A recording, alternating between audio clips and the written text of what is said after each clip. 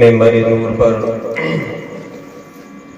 جلوہ بار علماء اعظام، حفاظ کرام، شعراء کرام و محترم سامعین مقدس، السلام علیکم ورحمۃ اللہ تعالی وبرکاتہ۔ وعلیکم السلام۔ نحمده ونصلي على رسوله الكريم، اما بعد فاعوذ باللہ من الشیطان الرجیم، بفضل بسم اللہ الرحمن الرحیم۔ قال اللہ تبارک وتعالی فی القرآن المجید والفرقان الحمید، انما ولیکم اللہ ورسولہ والذین آمنوا الذین یقیمون الصلاة ویؤتون الزکاة وهم راکعون، ومن يتول الله ورسوله والذين آمنوا فإن حزب الله هم الغالبون۔ صدق الله مولانا الكريم وبلغنا رسوله النبي الأمين الكريم، ونحن على ذلك لمن الشاهدين والشاكرين والحمد لله رب العالمين۔ نہایتی عقیدت و محبت کے ساتھ، چاہت اور الفت اور محبت کے ساتھ اپنے آقا و مولا رب کے محبوب کائنات کے تاجدار احمد مجتبی روحی فدا محمد مصطفیٰ صلی اللہ تعالی علیہ وآلہ وسلم کی بارگاہ بے کس پناہ میں درود و سلام کا ہدیہ پیش کر لیں۔ اللہم صلی علی سیدنا و شفیعنا کریمنا مولانا محمد معدن الجود والکرم وعلى آلہ واصحابہ وبارک وسلم صلاۃ تبقى وتدوم بدوام الملک الحی القیوم صلی اللہ تعالی علیہ وآلہ وسلم۔ میرے آقا کریم صلی اللہ تعالی علیہ وسلم فرماتے ہیں، حدیث شریف ہے، اور یاد رکھیں کہ جتنی بھی گفتگو ہوگی یا تو قرآن سے، قرآن کی تفسیر یا حدیث، اس لیے کہ اگر ادھر ادھر کے واقعات یا ہنسی قصے کہانی سنا کر کے جاؤ تو بدعقیدہ لوگ صبح سے ہنستے ہیں کہ سنی مولوی چٹکلے کر کے اپنا جلسہ خراب کر کے چلے جاتے، اپنے قوم کو کچھ نہیں دیتے۔ آپ بڑی توجہ کے ساتھ سنیں، آپ جشن غوث الورا میں حاضر ہیں۔ بے شک۔ ابھی کوئی صاحب بتا رہے تھے کہ غوث اعظم فرماتے ہیں کہ میرا ذکر میری مرضی کے علاوہ کوئی نہیں کر سکتا۔ غوث اعظم جب چاہتے ہیں تبھی لوگ ان کا نام لیتے ہیں، ان کے نام کی مجلسیں منعقد کرتے ہیں۔ بے شک۔ یہ غوث اعظم کی مرضی ہے کہ ہم یہاں پر بیٹھ کر ان کا ذکر کر رہے ہیں۔ بے شک بے شک، سبحان اللہ۔ اور غوث اعظم رضی اللہ تعالی عنہ، ابتدا ہی میں سن لے کہ غوث پاک کی شان یہ ہے، بزرگان دین فرماتے ہیں میرے غوث کی شان بہت اونچی ہے، اگر کوئی بغداد کی طرف رک کر کے اور ان کا وسیلہ دے کر دعا مانگے تو اللہ تعالیٰ شہر بغداد کے صدقے میں دعائیں قبول فرمائے۔ بے شک بے شک، سبحان اللہ سبحان اللہ۔ اور جب غوث اعظم کا زمانہ تھا ظاہر میں، ورنہ غوث اعظم تو آج بھی زندہ ہے۔ اب میں حدیث شریف سے بتاؤں گا کہ اللہ کا ہر ولی ابھی بھی زندہ ہے، حدیث سے، اپنی طرف سے نہیں۔ جب بظاہر غوث اعظم اس دنیا میں تھے تو جو بھی بیمار آتا تھا تو آپ کے مدرسے میں کنواں تھا، اس کا پانی پلا دیتے، شفا پا جاتا۔ بے شک۔ اس کے بعد کوئی اور بیمار پہنچا، کنویں کا پانی ختم ہوا تو کہا کہ حضور کنویں میں پانی نہیں ہے، اب کیا کیا جائے؟ بیماروں کی تو قطار لگی رہتی ہے۔ کہا جاؤ میرے مدرسے کی گھاس چھیل کر کے پلا دو، شفا پا جائے گا۔ بے شک، سبحان اللہ سبحان یہ اللہ۔ غوث اعظم کی شان ہے، کوئی معمولی شان نہیں رکھتے غوث اعظم۔ بے شک۔ اور اعلیٰ حضرت کا جو آج نام ہر جلسے، ہر گلی کوچے میں گونج رہا ہے، یہ غوث اعظم اور تمام اولاد رسول کے ادب و احترام کی وجہ سے گونج رہا ہے۔ بے شک۔ ہم تو صرف غوث اعظم کا نعرہ لگاتے ہیں مگر کما حقہ ان کا ادب و احترام نہیں کر پاتے۔ روایتوں میں ملتا ہے کہ ایک مرتبہ غوث پاک نے، وہ اعلیٰ حضرت نے غوث پاک کی نیاز یعنی فاتحہ کی، تخت میں فاتحہ کی، اور وہاں پر کچھوچا شریف کے محدث اعظم ہند بھی تشریف فرما تھے۔ فاتحہ کی، فاتحہ کے بعد دیا کہا جو شیرینی غوث پاک کی ہے لوگوں میں تقسیم کر دو۔ لوگوں نے تقسیم کر دی۔ اتنے میں سبھی مجمع کے لوگوں نے دیکھا کہ اعلیٰ حضرت زمین سے کچھ اپنی زبان سے چاٹ رہے ہیں. کتابوں میں لکھا بقایا زبان سے زمین سے کچھ چاٹ رہے ہیں. لوگوں نے پوچھا حضور یہ کیا کر رہے ہیں؟ تو جانتے ہیں کہتے ہیں کہ تمہیں نہیں پتا یہ غوث اعظم کے فاتحہ کی شیرینی ہے. اس کا ایک ٹکڑا زمین پر گر گیا ہے. مجھے گوارا نہیں کہ میں ہاتھ سے اٹھاؤں کیونکہ بڑے پیر کی فاتحہ کی ہے. میں اسے ہاتھ سے نہیں زبان سے چاٹ کر کے اٹھاؤں گا اس لیے کہ غوث کی بارگاہ بڑی عظیم ہے. اس طرح ادب و احترام کیا ہے تب جا کر کے اعلیٰ حضرت پوری دنیا میں چھائے ہیں. میں بڑی توجہ کے ساتھ سن لیں کہ اللہ کا جو ولی ہوتا ہے وہ صاحب اختیار ہوتا ہے. اور یہ بھی بات یاد رکھنا کہ جتنے بھی ولی ہیں سب اہل سنت میں ہیں. بد عقیدوں میں کوئی ولی نہیں ہوتا اس لیے کہ قرآن کہتا ہے الذین آمنوا وکانوا یتقون کہ ولی کون ہوتا ہے؟ جو پہلے ایمان لائے پھر اس کے بعد تقوی اختیار کرے. پہلے ایمان لانا شرط ہے اور جس کے ہاں ایمان ہی نہ ہو ولایت کہاں سے آ سکتی ہے؟ ایمان شرط ہے پھر جا کر کے ولی ہوتا ہے انسان. اور جب ولی بن جاتا ہے تو پھر اللہ قرآن میں فرماتا ہے لہم البشریٰ فی الحیات الدنیا وفی الآخرہ کہ میرے ولیوں کو یہاں بھی بشارت ہے اور آخرت میں بھی بشارت اور خوشخبری ہے. بے شک بے شک. قرآن عظیم میں لکھا ہے. یہ حفاظ کرام بیٹھے آپ بھی قرآن شریف پڑھتے ہیں سنیں.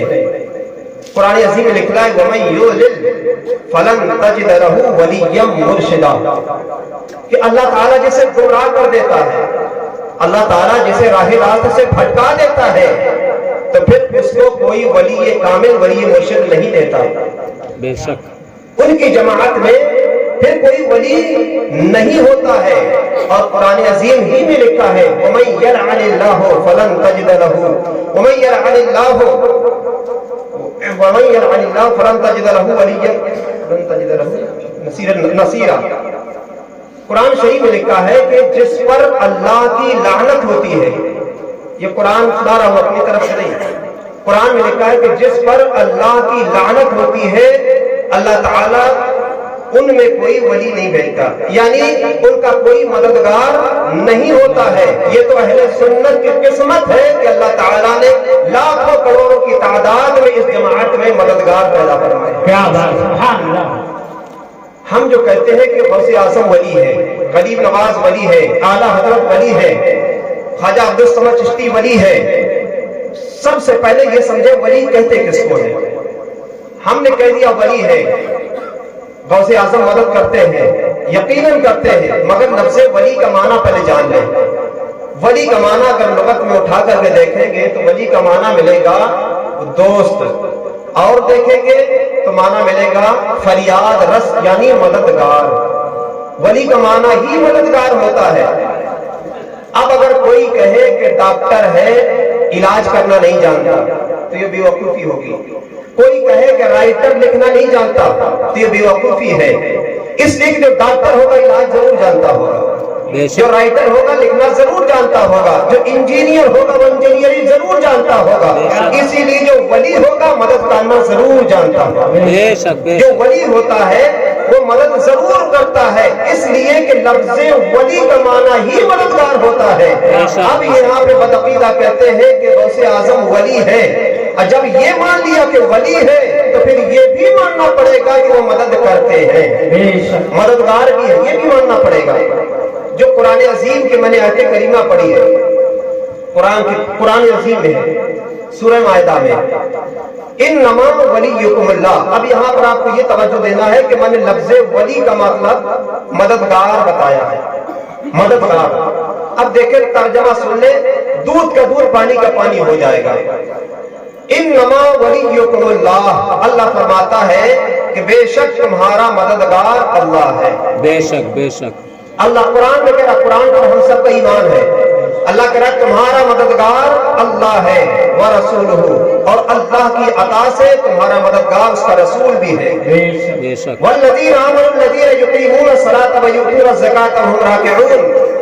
اور اللہ کی عطا سے یہ کامل ایمان والے بندے یعنی جن کو ہم اولیاء کہتے ہیں اللہ فرماتا ہے یہ بھی تمہارے مددگار ہیں.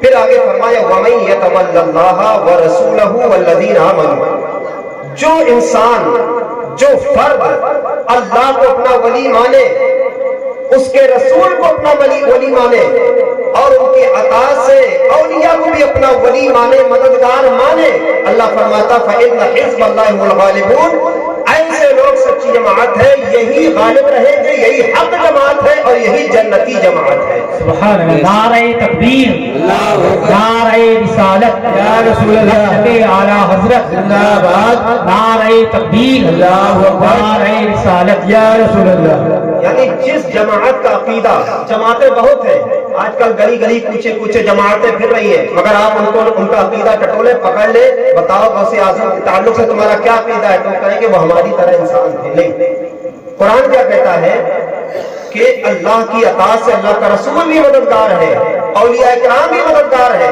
اور جس جماعت کا عقیدہ یہ ہوتا ہے، پوری جماعت کی بات کر رہا ہوں، کہ جس جماعت کا عقیدہ یہ ہو کہ اللہ بھی ہمارا مددگار ہے، اللہ کی اطاعت سے رسول بھی ہماری مدد کرتے ہیں، ان کی اطاعت سے یہ ولی بھی ہماری مدد کرتے ہیں، اللہ فرماتا ہے جس جماعت کا ایسا عقیدہ ہوگا وہی جماعت سچی ہے، بے شک وہی حق پر ہے۔ اور یہ عقیدہ کس کا ہے؟ یہ سنیوں کا عقیدہ ہے۔ بے شک اس سے ہٹ کر کے جتنے بھی فرقے، جتنی بھی جماعتیں ہیں، ان کا عقیدہ اس طرح کا نہیں، وہ صرف کہتے ہیں کہ جو کچھ مانگنا ہو اللہ سے مانگو، جو کچھ بھی لینا ہو اللہ سے مانگو، جب پریشان ہوتے تو ڈاکٹر کے پاس کھڑے ہو جاتے، ڈاکٹر صاحب دوائی دو، دم نکل رہا ہے۔ اب ان سے کہو کہ تم ڈاکٹر سے نہیں، جاؤ مسجد میں 2 رکعت نماز پڑھ کے اللہ سے دعا کرو، تمہیں وہی شفا ملے گی، جان نکل جائے گی، مگر انہیں مسجد میں ڈاکٹر کا کیپسول نہیں ٹپک سکتا ہے۔ اس لیے ماننا پڑے گا کہ اللہ نے دنیا میں بھیج کر کے وہ کچھ وسیلے بنائے ہیں کہ اگر تمہیں میری مرضی طلب ہے، تم میری شفا چاہتے ہو، میری مرضی چاہتے ہو، میری خوشنودگی چاہتے ہو، تو مجھ سے ڈائریکٹ نہ مانگو، میں دیتا میں ہی ہوں، مگر مانگا میرے محبوب بندوں سے مانگو، میرے نیک بندوں سے مانگو، اس لیے کہ میرے رسول صلی اللہ علیہ وسلم کا فرمان ہے۔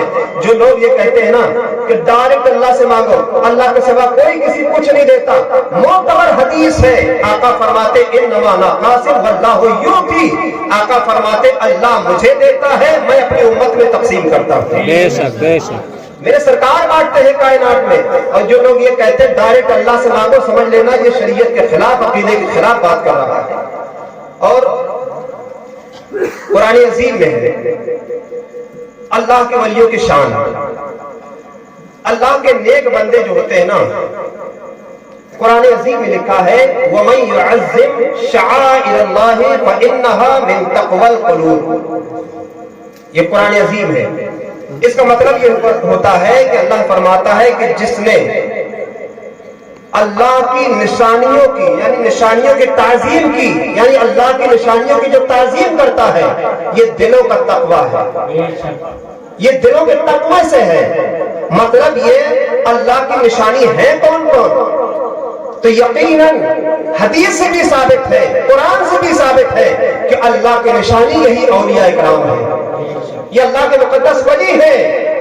جہاں پہ حضرت ہاجرہ کا قدم پڑ گیا تھا، ان دونوں پہاڑیوں کو اللہ نے اپنی نشانی بنا دیا، تو اندازہ لگاؤ جہاں ولی کے قدم پڑے وہ پہاڑ اللہ کی نشانی ہو سکتے ہیں، تو پھر بذات خود اللہ کا ولی اللہ کی نشانی کیوں نہیں ہو سکتا؟ یہ اللہ کے جتنے بھی ولی ہیں یہ سارے کے سارے اللہ کی نشانیاں ہیں، اور اللہ فرماتا ہے جو میری نشانیوں کی تعظیم کرتا ہے یہ دلوں کے تقوی سے ہے۔ مطلب یہ نکلا کہ جو اللہ کے ولیوں کے سامنے ہاتھ باندھ کر کے ادب احترام کے ساتھ پیش آتا ہے، ان کے دل متقی ہوتے ہیں، پرہیزگار ہوتے ہیں، یہ کوئی ایرا غیرہ نہیں کر سکتا ہے، یہ سنی صحیح عقیدہ با ادب مسلمان ہی ان کی تعظیم کر سکتا ہے۔ بے شک۔ اور علماء اکرام فرماتے ہیں، ہمارے بڑوں نے لکھا، کتابوں میں بیان کیا اور خود تقریروں میں بیان کیا کہ اللہ والوں کی تعظیم یعنی شاعر اللہ کی تعظیم میں یہ بھی شامل ہے کہ ان کے مزاروں پر جا کر کے ہاتھ باندھ کر ادب کے ساتھ کھڑے ہو جاؤ، بے شک یہ بھی تعظیم ہے۔ ان کے مزاروں پر چادر چڑھانا یہ بھی اولیاء کرام کی تعظیم ہے۔ ان ان پر صلاۃ و سلام پڑھنا یہ بھی تعظیم ہے، ان کے سامنے اپنی پلکیں بچھا دینا یہ بھی تعظیم ہے، اور یہ الگ سے نہیں بلکہ قرآن کہتا ہے کہ جو شاعر اللہ کی تعظیم کرتا ہے وہ یہ دلوں کے تقوی سے ہوتا ہے، یہ ہر کوئی نہیں کرتا، یہ وہی کرتا ہے جن کے دلوں میں ایمان کی حرارت ہوتی ہے۔ کیا بات ہے، جن کے دلوں میں ایمان ہوگا وہی بارگاہوں میں ولیوں کے جائے گا، اور جو ان کے دلوں میں ایمان نہیں ہوگا وہ کہیں کہ مزاروں پر جانا شرک ہے، بے شک مزاروں پر نہیں جانا چاہیے، وہاں کرنے کیا جاتے ہو؟ مگر یاد رکھنا اللہ کا قرآن کہتا ہے وَمَن يُعَظِّمْ حُرُمَاتِ اللَّهِ فَهُوَ خَيْرٌ لَهُ، کہ جن نے اللہ کے حرمات یعنی جن چیزوں کو اللہ نے عزت بخشی ہے ان کی تعظیم کرنا یہ ان کے لیے بہتر چیز ہے، بھلائی کا کام ہے، یہ بھلائی کی چیز ہے، جن کو اللہ نے عزت بخشی ہے ان کی تعظیم کرنا اللہ فرماتا ہے فَهُوَ خَيْرٌ لَهُ، یہ ان کے لیے بھلائی ہے، اچھا کام ہے، ثواب کا کام ہے۔ مطلب یہ نکلتا ہے کہ اللہ والوں کی بارگاہوں کی تعظیم کرنا یہ بھی قرآن سے ثابت ہے، اور اللہ والوں کے دائرے کی تعظیم کرنا یہ بھی قرآن سے ثابت ہے، اور جن کی تعظیم اللہ کروائے پھر کوئی بندہ ان کی توہین کرے تو سمجھ لینا کہ اس کے سینے میں ایمان بچا ہی نہیں ہے۔ بے شک بے شک جتنے بھی اللہ کے ولی ہیں سب کا ادب و احترام کیا کرے، کسی بھی کی بھی توہین، اعلیٰ حضرت فرماتے ہیں کسی عالم دین کی توہین کرنے والا اس بات سے ڈرے کہ کہیں اس کا خاتمہ کفر پر نہ ہو جائے۔ بے شک اعلیٰ حضرت نے لکھا ہے، اور ان کا یاد رکھنا ہمارے بزرگان دین یہ بھی فرماتے ہیں کہ جو اللہ کے نیک بندوں کی توہین کرتے ہیں، علماء کرام کی توہین کرتے ہیں، جب وہ مر جائیں تو ان کے قبر کو کھود کر کے دیکھ لینا، ان کا چہرہ کعبے کی طرف نہیں ملے گا، کعبے سے پھیر دیا جاتا ہے، اس لیے کہ ولیوں کی تعظیم توہین کرنے والا انسان کعبے کی طرف رک کر کے لیٹ ہی نہیں سکتا۔ بے شک ایسے لوگ دنیا میں ہیں وہ اپنے آپ کو سنبھالیں، اولیاء کرام کے عاشق بنے۔ میں نے تو کتاب میں پڑھا، بخاری شریف کی حدیث ہے، اللہ والوں کی تعظیم اور اللہ والوں کی محبت کا صلہ کیا ہوتا ہے۔ کتابوں میں حدیث میں لکھا ہے، میرے آقا فرماتے ہیں کل بروز قیامت اللہ تعالیٰ اپنے ولیوں سے کہے گا میرے ولیوں جنت میں داخل ہو جاؤ، تم سے کوئی حساب نہیں لیا جائے گا۔ اب اولیاء کرام جائیں گے جنت کی طرف، جنت کے دروازے پر ٹھہر جائیں گے، اندر نہیں جائیں گے، یہ حدیث شریف ہے۔ جنت کے دروازے پر ٹھہرے ہیں، اللہ پوچھے گا میرے ولیوں جنت میں کیوں نہیں جاتے؟ تمہیں اجازت مل چکی ہے، اب جنت میں کیوں نہیں جاتے؟ وہ عرض کریں گے مولا دنیا میں ہمارے کچھ ساتھی ہیں جو ہمارے ساتھ نمازیں پڑھتے تھے، روزے رکھتے تھے، حج کرتے تھے، ہماری صحبتوں میں بیٹھا کرتے تھے، مولا کریم آج کسی عمل کی وجہ سے، بری شامت کی وجہ سے، اعمال بد کی وجہ سے انہیں تو نے جہنم میں ڈال دیا ہے، مولا ہماری غیرت کو گوارا نہیں کرتا کہ ہم اپنے ساتھیوں کو جہنم میں چھوڑ دیں اور ہم خود جنت میں داخل ہو جائیں، مولا یہ ہمیں گوارا نہیں ہے۔ اللہ پوچھے گا میرے ولیوں تم کیا چاہتے ہو؟ اللہ ارشاد فرمائے گا میرے ولیوں بتاؤ تم کیا چاہتے ہو؟ وہ ولی عرض کریں گے مولا ہم چاہتے یہ ہیں کہ جب وہ دنیا میں ہمارے ساتھ رہے تو جنت بھی ہمارے ساتھ میں رہے۔ کیا بات ہے، سبحان اللہ سبحان اللہ۔ جنت ہمارے ساتھ رہے۔ اللہ ارشاد فرمائے گا اتعرفونہم، کیا تم انہیں پہچانتے ہو جن کو دوزخ میں ڈال دیا گیا ہے؟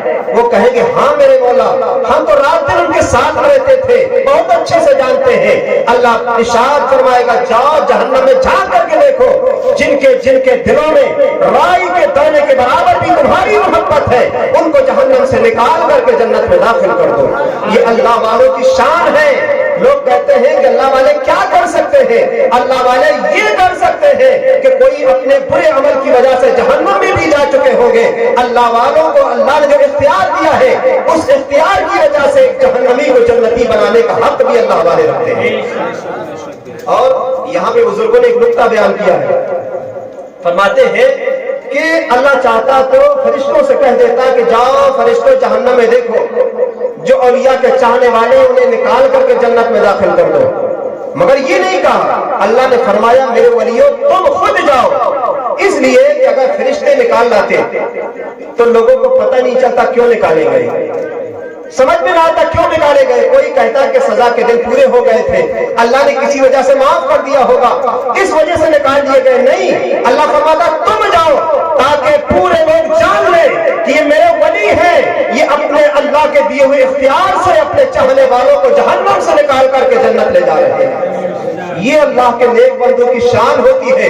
کل بروز قیامت اللہ کے نیک بندے جو ہیں اپنے چاہنے والوں کی شفاعت کر کے جنت دلانے کا حق رکھتے ہیں. ان کی محبت بڑی چیز ہے. اور حدیث شریف میں لکھا ہے میرے آقا فرماتے ہیں دنیا میں جو جس سے محبت کرے گا کل قیامت کے دن اسی کے ساتھ رہے گا. بے شک. اب یہیں سے اندازہ لگا دیں کہ ہم کن سے محبت کرتے ہیں, کیسے کیسے اللہ کے نیک بندوں سے محبت کرتے ہیں. انشاءاللہ یہ محبت رائے گاہ نہیں جائے گی, کل قیامت کے دن اس محبت کے صدقے میں ہمیں بھی جنت ملے گی. اور حضرت امام فخر الدین رازی رحمۃ اللہ علیہ بہت بڑے عالم دین ہیں. آج لوگ اعتراض کرتے ہیں کہ غوث اعظم تھے اب نہیں ہے, غریب نواز تھے اب نہیں ہے, مگر حدیث شریف میں لکھا ہے. امام فخر الدین رازی کا قول بعد میں سناؤں گا, حدیث شریف سن لیں. حدیث شریف میں لکھا ہے اور یہ جو میں بیان کر رہا ہوں یہ حدیث فتاوی حدیثیہ میں حضرت علامہ ابن حجر مکی شافعی رحمۃ اللہ علیہ فرماتے ہیں. وہ فرماتے ہیں کہ اس دنیا میں کچھ لوگ ایسے بھی ہیں, یعنی ولیوں کی طرف اشارہ ہے, کہ جنہوں نے اپنی ظاہری زندگی میں کہہ دیا کہ میں کل ظہر کے وقت انتقال کر جاؤں گا. ایسے بھی دنیا میں ہیں جنہوں نے پہلے سے کہہ دیا, اپنے انتقال کے پہلے کہہ دیا کہ میں کل ظہر کے وقت انتقال کر جاؤں گا, اور جیسا انہوں نے کہا ویسے ہی ہو گیا. انتقال کر گئے ظہر کے وقت. اس کے بعد ان کے احباب آئے, نہلایا دھلایا کفنایا, نماز جنازہ پڑھی. اس کے بعد جب مزار میں اتارا تو حدیث میں لکھا ہے کہ جب مزار میں اتار دیا گیا تو جو لوگ مزار میں اتارنے کے لیے گئے تھے ولی کو, تو جانتے ہیں انہوں نے آنکھیں کھول دی. اللہ والے نے سبحان اللہ قبر کے اندر مزار کے اندر آنکھیں کھول دی. میں اپنی طرف سے نہیں, فتاوی حدیثیہ میں لکھا ہے باقاعدہ, اور جن کا حوالہ دیا ہے یہ مفتی اعظم مکہ ہے, یہ مکہ شریف کے مفتی اعظم ہے. اتنے بڑے عالم دین ہیں, انہوں نے لکھا ہے, کہا کہ جب اتارنے والوں نے دیکھا کہ حضرت کا آخری دیدار کر لے, اب پٹکیاں لگا دیے جائیں گے, اب کبھی نہ دیکھ پائیں گے. تو جیسے ہی آخری دیدار کیا تو کیا دیکھا کہ حضرت آنکھیں کھولے ہوئے دیکھ رہے ہیں. تو انہوں نے کہا کہ حضرت آپ کا تو انتقال ہو گیا ہے, ہم نے نماز جنازہ پڑھی ہے, آپ کو نہلایا دھلایا کفنا بھی دیا ہے, آپ کو مزار میں اتار دیا ہے, اور آپ آنکھیں کھولے ہوئے ہیں. بڑی تعجب میں یہ بات کہی. تو جانتے ہیں ادھر جب یہ سوال کیا تو اللہ کے ولی جن کا انتقال ہو گیا تھا وہ کہتے ہیں انا حی وکل محب للہ تعالی حی. اے انسان سن, جو بھی اللہ کی محبت میں مرتا ہے وہ مرتا نہیں بلکہ اپنے مزار میں زندہ ہو جاتا ہے. اپنے مزار میں ویسے ہی زندہ رہتا ہے جیسے زمین کے اوپر زندہ رہتا ہے. نعرہ تکبیر, نعرہ رسالت, مسلک اعلی حضرت, جشن غوث الورا, نعرہ تکبیر, نعرہ رسالت. یا رسول اللہ والے اور حضرت امام فخر الدین رازی رحمۃ اللہ علیہ جو فرماتے ہیں, جانتے کیا فرماتے ہیں؟ کہتے ہیں اولیاء اللہ الذین لا یموتون ولکن ینقلون من دار الی دار. وہ فرماتے ہیں کہ جو اللہ کے ولی ہوتے ہیں وہ مرتے نہیں بلکہ ایک گھر سے دوسرے گھر کی طرف منتقل ہو جاتے ہیں. یہ مرا نہیں کرتے ہیں, مرا تو وہ کرتے ہیں جو گستاخ ہوا کرتے ہیں. اللہ والے نہیں مرتے ہیں بلکہ اللہ والے دنیا بدل جاتے ہیں. اور کتابوں سے ثابت ہے کہ جتنے بھی اللہ والے ہیں وہ اپنے اپنے مزاروں میں زندہ بھی ہیں اور اپنے منگوں کی چھولیاں بھی بڑا کرتے ہیں. یہ باقاعدہ کتابوں سے ثابت ہے کہ جو پاور ان کا زمین کے اوپر تھا اس سے زیادہ بڑھ کر کے پاور زمین کے اندر انہیں عطا فرماتا ہے. اس سے بڑا پاور, اس سے زیادہ پاور وہ قبر کے اندر جا کر کے تصرف فرماتے ہیں. یہ اللہ والوں کی شان ہوتی ہے کہ اللہ والے زمین کے اوپر ہے تب بھی امداد کرتے ہیں اور زمین کے اندر ہے تب بھی لوگوں کی امداد کرتے نظر آتے ہیں. تو کبھی یہ مت کہنا کہ اللہ والے مر جاتے ہیں, اللہ والے مرتے نہیں ہیں بلکہ اللہ والے دنیا سے دوسری دنیا میں جا کر کے اپنے ماننے والوں کی امداد فرمایا کرتے ہیں. اور سرکار کے بارے میں حدیث شریف میں لکھا ہے, میرے سرکار نے صحابہ کی موجودگی میں فرمایا, سرکار فرماتے ہیں حیاتی خیر لکم و مماتی خیر لکم, کہ میرا دنیا میں رہنا بھی یعنی زندہ رہنا بھی تمہاری لیے بھلائی کا سبب ہے, اور میرا دنیا سے کوچ کر جانا یعنی اپنی مزار میں تشریف لے جانا اس میں بھی تمہاری بھلائی کا سبب ہے. تو صحابہ نے عرض کیا یا رسول اللہ, دنیا میں ہماری نگاہوں کے سامنے ہے اس میں بھلائی کا سبب ہے، یہ بات تو سمجھ میں آتی ہے، مگر جب آپ مزار میں چلے جائیں گے اس میں ہماری کیا بھلائی ہے؟ تو جانتے آقا کا جواب سنیں، اس پیغمبر اعظم کا جواب سنیں جس پیغمبر پر ہم نے کلمہ پڑھا ہے۔ وہ سرکار فرماتے ہیں سنو، میں جب دنیا سے چلا جاؤں گا، اپنی مزار پر چلا جاؤں گا، تو یہ مت سمجھ لینا کہ ہم ختم ہو گئے، یاد رکھنا میں اپنے مزار میں جانے کے باوجود تمہاری مغفرت کا سامان اکٹھا کروں گا، اپنی امت کے مغفرت کا سامان اکٹھا کر رہے مصطفیٰ اپنے مزار میں۔ اس لیے سرکار فرماتے ہیں میرا دنیا سے چلے جانے میں بھی تمہاری بھلائی کا سبب ہے، اس لیے کہ اپنے مزار میں جا کر کے ہماری بھلائی کی دعا بھی کرتے ہیں اور ہماری مغفرت کا سامان بھی اکٹھا کر رہے ہیں۔ اور آقا کریم صلی اللہ تعالی وسلم، اور ایک بات اور یاد رکھیں کہ جس طرح ہمارے سرکار تمام نبیوں میں افضل، اسی طرح یہ امت پچھلی تمام امتوں سے افضل، اور علماء اکرام فرماتے اسی طرح پچھلے تمام اولیاء، یعنی اس امت کے اولیاء پچھلے تمام اولیاء سے افضل ہیں۔